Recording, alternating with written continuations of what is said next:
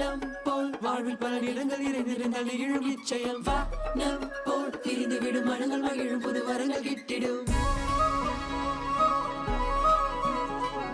நெஞ்சம் துடித்திடும் அந்த சத்தத்தில் தாளம் முரசு கொட்டும் அந்த மத்தள சத்தம் தாளம் தலாங்குதோம் தலாங்குதோம் தலாங்குதோம்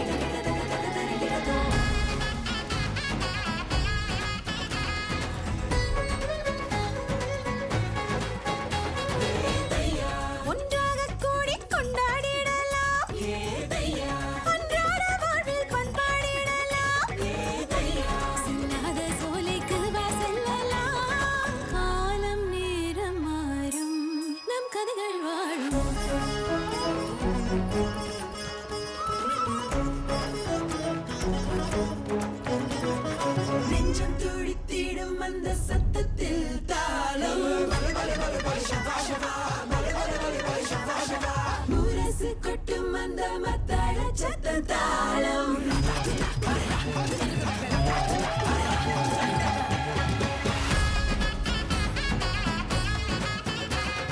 நெஞ்சம் துடித்திடும் அந்த சத்தத்தில் தாளம் முரசு கொட்டும் அந்த மத்தள சத்தம் தாளம்.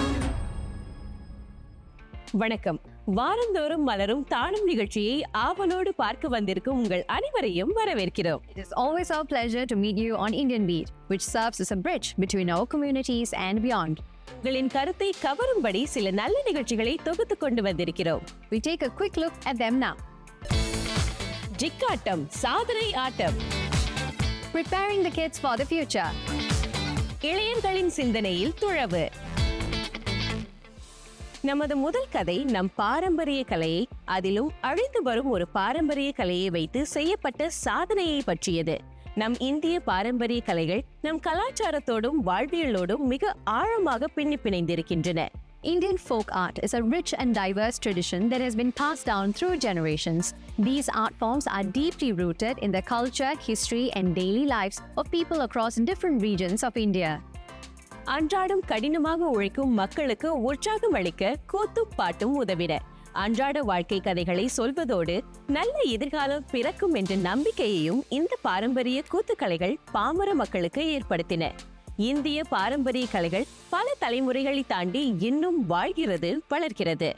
Indian folk art dates back thousands of years, originating from tribal and rural communities. These art forms were used for storytelling, religious purposes, and daily life depictions. Many styles have evolved under royal patronage, while others remain purely indigenous, passed down within families and communities. குடும்பம், சமூகம் என்ற சுற்றுவட்டத்திற்குள் மட்டுமின்றி உலகளவில் பேசப்படும் அளவுக்கு நம் பாரம்பரிய கலைகள் மதிக்கப்படுகின்றன. எத்தனையோ ஆட்டங்களுக்கு இடையே இன்று ஜிக்காட்டம் பற்றி அதிகம் பேசப்படுகிறது. These art forms reflect India's history, traditions, and local beliefs. Losing them would mean losing a part of India's identity. Indian folk art is gaining international appreciation, making it a source of soft power and cultural diplomacy. அப்படி கலாச்சார தாக்கத்தை ஏற்படுத்தியதோடு Singapore சாதனையை ஏற்படுத்திய ஜிக்காட்டத்தை பார்க்கலாம், வாருங்கள். சாதனை ஏற்படுத்த வேண்டும் என்ற ஆர்வத்தோடு சுமார் 250 பேர் ஸ்ரேங்கூன் சமூக மன்றத்தில் திரண்டிருந்தனர். இதுதான் சிக்காட்டம். துடும்பு என்று அழைக்கப்படும் பெரிய மேளக்கருவியை இசைத்தபடி ஆடப்படுவது துடும்பாட்டம் எனும் தமிழர் ஆடற்கலை. அதிலிருந்து தோன்றியதுதான் சிக்காட்டம். கிராம கலைகளில் ஒயிலாட்டம், மயிலாட்டம், கரகாட்டம், கோலாட்டம், கும்மி ஆட்டம், பொய்க்கால் குதிரை ஆட்டம், சிலம்பாட்டம், சேவை ஆட்டம் என்று ஒரு நீண்ட பட்டியல் இருக்கிறது. அந்த ஆட்டங்கள் நல்ல உடற்பயிற்சி மட்டுமல்ல, அவை சமூகத்தை ஒன்று திரட்டும் சக்தியாகவும் விளங்குகின்றன. சிங்கப்பூர் சாதனை புத்தகத்தில் இடம் பிடிப்பதன் மூலம் இந்த சிக்காட்டத்திற்கு வரலாற்றில் ஓர் இடம் நிரந்தரமாக கிடைக்கும் என்ற நம்பிக்கையில் நிகழ்ச்சிக்கு ஏற்பாடு செய்யப்பட்டிருந்தது.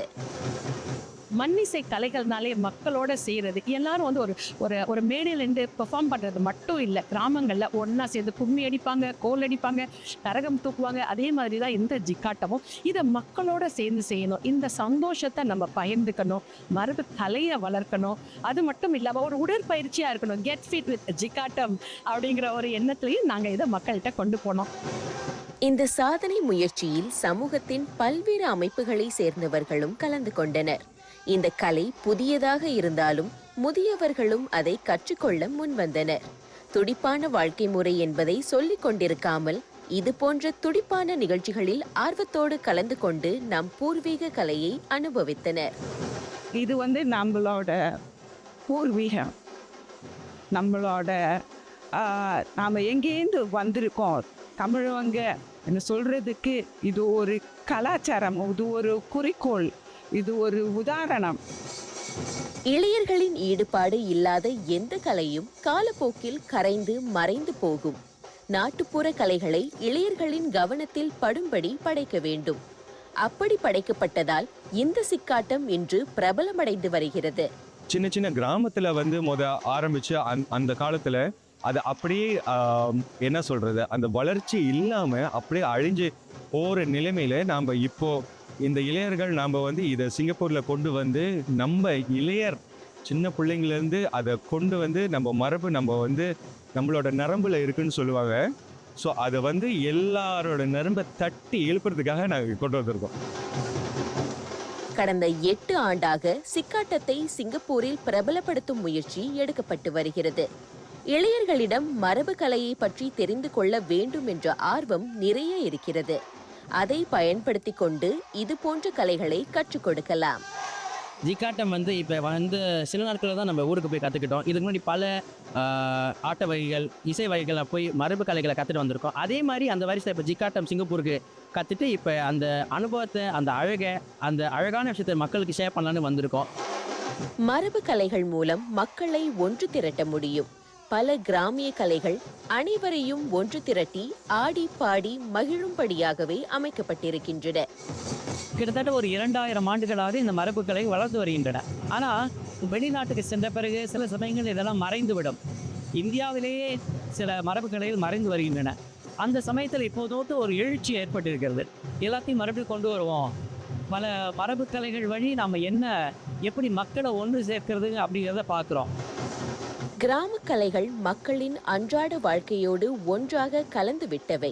தங்களை மிரட்டும் காட்டு விலங்குகளை விரட்டி அடிக்க ஒரு காலத்தில் அதிரடியாய் தாளங்கள் முழங்கின. மக்களுக்கு பாதுகாப்பு வழங்கின. காலப்போக்கில் இந்த கலைகளின் தேவை குறைந்துவிட்டது. ஆனால் மரபு கலைகளின் வழி ஒரு சமூகத்தின் வாழ்க்கை பின்னணியை கற்றுக்கொள்ள முடியும். இந்த சாதனை ஆட்டத்தில் கலந்து கொள்ள வந்திருந்த மற்ற இனத்தவர்களுக்கு இது போன்ற கலை ஒன்று கூடல்கள் நம் சமூகத்திற்கு அவசியம் என்றனர். I find this is something new. I've never done this before, but I enjoy it because it's something from the Indian culture. I appreciate my friend who brought me into this, and I enjoy all the practice session and all comes now to this performance. I think the art is just a very easy and straightforward way to really understand and promote understanding between cultures and religions and races. And I think that in Singapore, which is a multicultural, multiracial society, it's essential for us to really kind of partake in activities like that to really help promote understanding between each other. Tamil மரபு கலைகள் தொடர்ந்து போற்றப்பட வேண்டும் என்று எடுக்கப்படும் முயற்சிகளில் இதுவும் ஒன்று. 246 பேர் சேர்ந்து ஆடிய சிக்காட்டம் சிங்கப்பூர் சாதனை புத்தகத்தில் பதிவாகியிருக்கிறது. இதன் மூலம் இன்னும் அதிகமானவர்கள் இந்த மரபு கலையை பற்றி அறிந்து கொண்டு அதை ஆடி மகிழ முன்வருவார்கள் என்று எதிர்பார்க்கலாம். சாதனை ஏற்படுத்திய ஜிக்காட்டத்தை பார்த்தோம். நம் பாரம்பரிய கலைகள் மறைந்தும் போகாமல் இருக்க இது போன்ற முயற்சிகள் நிச்சயம் கை கொடுக்கும். It serves as a good platform to get our youngsters to understand about our rich culture and traditions. It was a delight to see many youngsters taking part in that event. இளையர்களை கலைத்துறைக்கு மட்டுமல்ல, தொழில்நுட்பத்துறைக்கும் தயார் செய்ய வேண்டும். We are going to meet some upper primary school students who learned computer skills in a fun way. அது பற்றிய விவரங்களை சிறிய இடைவேளைக்கு பிறகு சொல்கிறோம்.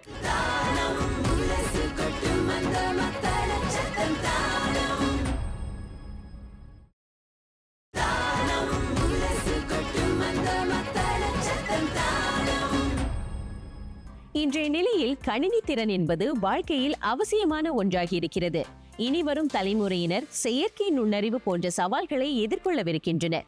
இயந்திர உலகில் இயந்திர சிந்தனையோடு இயங்கும் அளவுக்கு அடுத்த தலைமுறையை இப்போதே தயார் செய்ய வேண்டும். Preparing young kids to navigate a world filled with technology is crucial because technology is deeply integrated into daily life, education, and the workforce. If children are not equipped with the right skills and mindset, they may struggle to adapt, miss out on opportunities, or misuse technology in ways that could be harmful. கணினியில் ஆபத்தும் இருக்கிறது. ஆக்கப்பூர்வமான பல்வேறு சக்தியும் அதில் கொட்டி கிடக்கிறது. இளம் பிள்ளைகள் கணினி விளையாட்டுகளை பயன்படுத்துவதோடு நின்றுவிடாமல் அவற்றை உருவாக்கும் கலையையும் கற்றுக்கொள்ள வேண்டும். கணினி தொழில்நுட்பத்தை இளம் வயதிலேயே கற்றுக்கொள்ளும் பிள்ளைகளுக்கு அதை சரியாக பயன்படுத்தும் ஆற்றலையும் தன்னம்பிக்கையையும் பெறுகின்றனர். Knowing how to use technology responsibly is as important as reading and writing today. Technology should not just be consumed, but used creatively and critically for learning and innovation. Encourage children to not just consume technology, but create with it, such as learning coding, robotics, and game design. Preventing addiction and promoting healthy tech habits ensures kids don't become overly dependent on screens. ஆரோக்கியமான கணினி கற்றல் முறையை இளையர்களிடம் அறிமுகம் செய்த நிகழ்ச்சியை பார்க்கவிருக்கிறோம். Here is the Digital Bootcamp. Our children are the architects of our future. And to prepare those young architects for the rapidly evolving technological era we are heading towards, it goes without saying that we need to equip them with the digital and soft skills suited for their age group. As part of its efforts to introduce young students to the world of science, technology, engineering, and mathematics, or what we call STEM, early in their academic journey, CINDA organized a 2-day digital bootcamp during the recent March school holidays. So CINDA, in its efforts to reach to all the students, academically and non-academically, we are doing a holistic programs for all students and youths and even for parents. So particularly in this STEM framework, what we are hoping to do is that we want to start very early with our very young kids and make them interested in the STEM education. The first day I came, I thought we are doing some kind of exercise, but it turned out that I was playing online games with my friends and all. Then we can share all the things that the game was Minecraft. Lower primary students participated in this year's bootcamp, which is based on 2 thematic storylines, Digital Defense and The Amazing Tech Titans. They gained hands-on exposure to core digital modules such as 3D pen design or Sketchpad 2D design, Code Monkey game design or Minecraft education. An additional elective module was also offered to them, namely Magnetic Robotics Kits or AI with Pictoblocks and Web HTML development or Fun with Drones. Along with acquiring new skills, the young ones had great fun exploring the digital world with their friends. We learned about the drone, how to fly it, and how to control the drones. Yesterday I was playing Minecraft with my friends, and then after that I was helping my friends. It was very kind of fun. The fun thing is playing Minecraft and making things like houses. My friends and I, we always play the Minecraft education. It was really fun. So then I was the best builder in the game. I do 3D pen design and I build robotics. The Digital Bootcamp is a collaborative initiative between CINDA, the Central Singapore CDC, and UOB that teaches the latest digital skills to lower primary students from disadvantaged backgrounds. The strong partnership enables Indian students to gain wider exposure and access to programs offered by different organizations beyond the ones offered by CINDA. In today's rapidly technological world, it's really important, especially to give equal access in education for children who might be disadvantaged. So I'm very pleased that the Central CDC actually managed to find partners who actually have helped me equip more than 5,000 children over the years with more than $2 million as well to create and develop programs like this, the digital boot camps. Over the decades, CINDA has been committed to organizing a wide range of programs and initiatives for students across various levels with the aim of providing a holistic education for all students regardless of their backgrounds. By doing so, the organization makes sure that no child is left behind in the educational journey due to lack of financial resources. In the spirit of Forward Singapore, in the spirit of Singapore actually, that all children, regardless of their background, abilities, have equal access to learning, especially in this very fast digital world. Given the current speed of global digitalization, introducing students to digital skills early on in their academic lives has become a necessity to build their readiness to face the future boldly. By broadening their digital learning curve, initiatives such as Sinda's Digital Bootcamp boost the creativity and confidence of the young minds, and in the process, transform them into a more resilient, future-ready generation. பல்வேறு அமைப்புகள் ஒன்று சேர்ந்து பங்காற்றும் போது ஒட்டுமொத்தமாக அனைவரும் பயனடைய முடியும் என்பதற்கு சாட்சியாக அந்த நிகழ்ச்சி கடந்த பல ஆண்டுகளாக விளங்கி வருகிறது. Togetherness is always a strength. It is the power of being together that gives us the courage to keep going. ஒன்றுபட்டு நாம் சமூகமாக முன்னேறுவதை பார்த்தோம். அடுத்து நம் சமூகத்தில் உள்ள சில சிக்கல்களை பற்றி சிந்தித்த நாடகத்தை பார்க்க போகிறோம். We will bring that story in a short while. Stay with us.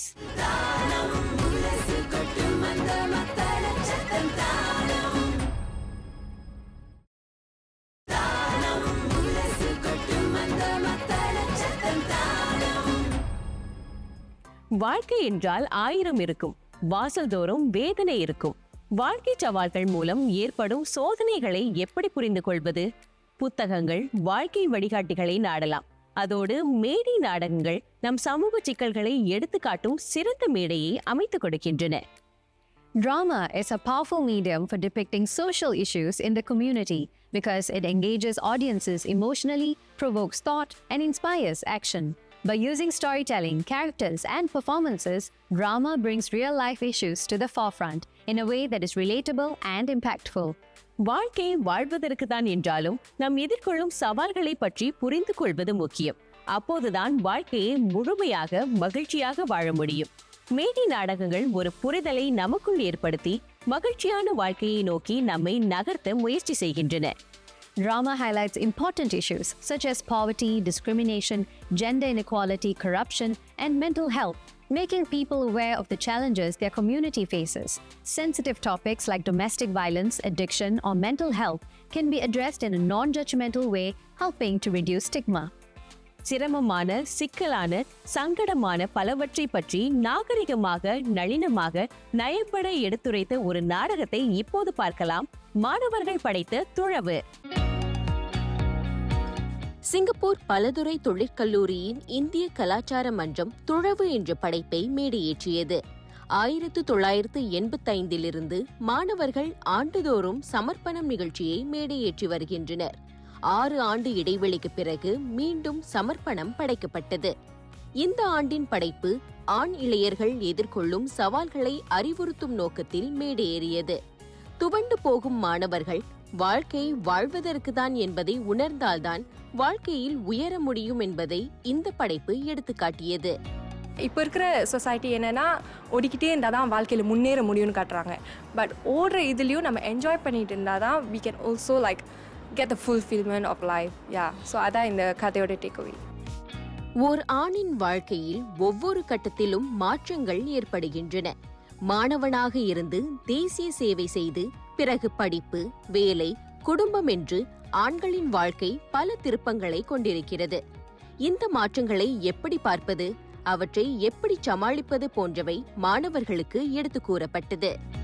நாங்கள் இதை பற்றி பேசும்போது என்ன குறிக்கோளோட பேசுகிறோன்னா, இதெல்லாம் பார்த்து இளையர்கள் இன்ஸ்பயர் ஆகி நம்மளும் இந்த கேரக்டர் மாதிரி வாழ்க்கையில் எவ்வளோ தான் கஷ்டங்கள் வந்தாலும் நம்ம முன்னாடி சென்று நம்மளுக்கு இருக்கிற வேலையை நம்ம முடிச்சே ஆகணும்னு தன்னம்பிக்கையை ஊக்குவிக்க தான் அந்த முயல்கிறோம். ஆண்களுக்கும் தனிப்பட்ட சவால்கள் இருக்கின்றன. அவர்கள் எளிதில் உணர்ச்சிகளை வெளியில் காட்டவோ கொட்டவோ கூடாது என்று கருதப்படுகிறது.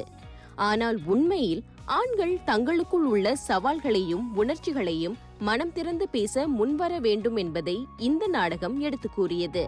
இந்த கதை ஒரு மேனோட ஜேர்னி பற்றி. ஸோ நாங்கள் ஏன் இந்த கதை எடுத்தோன்னா, நிறைய பேர் ஒரு மேனோட ஜேர்னி ரொம்ப அசால்ட்டாக இருப்பாங்க.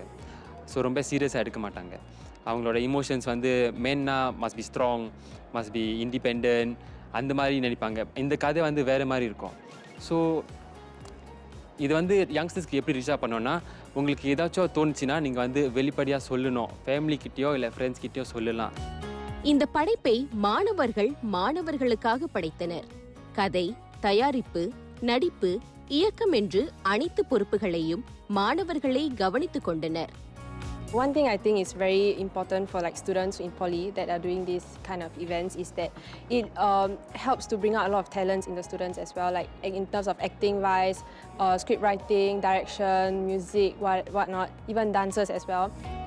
இளையர்களின் வாழ்க்கை பயணத்தில் குடும்பத்தினருக்கு என்றுமே முக்கிய பங்கு கொடுக்க வேண்டும் என்பதை கதை எடுத்து கூறியது. நண்பர்களின் துணை வாழ்க்கைக்கு தேவை என்றாலும் குடும்பத்திற்கு முன்னுரிமை கொடுக்க இளையர்கள் முயற்சி எடுக்க வேண்டும் என்று நாடகத்தின் வழி கேட்டுக்கொள்ளப்பட்டது. மெசேஜ் என்னன்னா, குடும்பத்தை வந்து எப்பவுமே நீங்கள் கிட்டக்க வச்சுக்கணும். அங்கே என்றைக்குமே உங்களோட வாழ்க்கையில் ஒரு பெரிய ரோல் ஒன்று ப்ளே பண்ணுவாங்க. ஸோ என்றைக்குமே அதை விட்டு கொடுக்கக்கூடாது. குடும்பத்தோட நேரம் செலவழிக்கணும், குடும்பத்தோட உரையாடணும், எல்லாமே செய்யணும். பள்ளி வாழ்க்கைக்கு பிறகும் மாணவர்கள் தொடர்ந்து தமிழோடும் கலையோடும் பயணம் செய்ய முடியும். நல்ல திறனாளர்களை அடையாளம் காணவும் இதுபோன்ற படைப்புகள் உதவுகின்றன. நாடக படைப்பு என்பது பலரும் சேர்ந்து எடுக்கும் கூட்டு முயற்சி. அனைத்து திறன்களும் ஒன்று சேரும் போது நல்ல படைப்பு பிறக்கிறது. நாங்கள் முன்ன இந்த ஷோ செஞ்சப்போ it products to TV programmes, நானும் சின்ன சின்ன ட்ராமாஸில் நடிச்சிருக்கேன் அண்ட் ஆல் தட். ஸோ இங்கே தான் நிறைய டேலண்ட்ஸ் உருவாகுது, ஐடென்டிஃபை பண்ண முடியும். அண்ட் பீப்புள் லைக் யங்ஸ்டர்ஸ்க்கு ஒரு நம்பிக்கை வருது, நம்மளால இது செய்ய முடியும். நம்பிக்கையோடு வாழ்க்கையை தொடருங்கள், மகிழ்ச்சியாக வாழ்க்கையை வாழுங்கள். கல்வியில் தேர்ச்சி பெறும் அதே வேளையில் வாழ்க்கை சவால்களை கண்டு துவண்டுவிட வேண்டாம் என்று இந்த மேடை படைப்பு மாணவர்களை கேட்டுக்கொண்டது. அரங்கம் நிறைந்த கூட்டம் மாணவர்களின் படைப்பை ஆழமாக ரசித்தது. நீண்ட இடைவெளிக்கு பின் திரும்பியிருக்கும் சமர்ப்பணம் தொடரில் மாணவர்களுக்கு நம்பிக்கை அளித்த படைப்புதான் துழவு. நம் சமூகத்தை வளப்படுத்தும் சில நிகழ்ச்சிகளை உங்களுக்காக கொண்டு வந்தோம். நம்மை சுற்றி நிகழும் சமூக நிகழ்ச்சிகளில் நீங்களும் கலந்து கொள்ள வேண்டும். நீங்கள் கொடுக்கும் ஆதரவுதான் நிகழ்ச்சி ஏற்பாட்டாளர்களுக்கு ஊக்கத்தை கொடுக்கும். If you are planning to bring the community together or planning to do something that can benefit our community, please get in touch with us with the full details. விடைபெற போகிறோம். அதற்கு முன் உலகத்தை நாம் எப்படி பார்க்க வேண்டும் என்பது பற்றிய சிந்தனை. பிரச்சனை இல்லாத இடமே இல்லை. ஆனால் பிரச்சனையை பற்றி நினைத்துக் கொண்டிருந்தால் அது பெரிய பிரச்சனையாகிவிடும். இளையர்கள் என்ன செய்ய வேண்டும் என்றால், எந்த இடத்திலும் நல்லதே நாட கற்றுக்கொள்ள வேண்டும். பிரச்சனை என்றால் அதற்கு ஒரு தீர்வை முன்வைக்க முன்வர வேண்டும். சிப்பிக்குள் முத்து இருக்கிறது. முத்தை தேடும் முயற்சியில் மட்டும் கவனம் செலுத்தும் போது வாழ்க்கை மகிழ்ச்சியாக மாறும். When you focus on problems, you'll have more problems. When you focus on possibilities, you'll have more opportunities. It's all about mindset. அந்த சிந்தனையோடு இன்று விடைபெறுகிறோம். இத்தனை நேரம் எங்களோடு இணைந்திருந்த உங்களுக்கு நன்றி. மீண்டும் சந்திப்போம். நீங்கள் இதுவரை இணைந்திருந்த நிகழ்ச்சி தாளம் இந்தியன் பீட். நெஞ்சம் துடித்திடும் அந்த சத்தத்தில் தாளம், முரசு கொட்டும் அந்த மத்தாள சத்த தாளம்.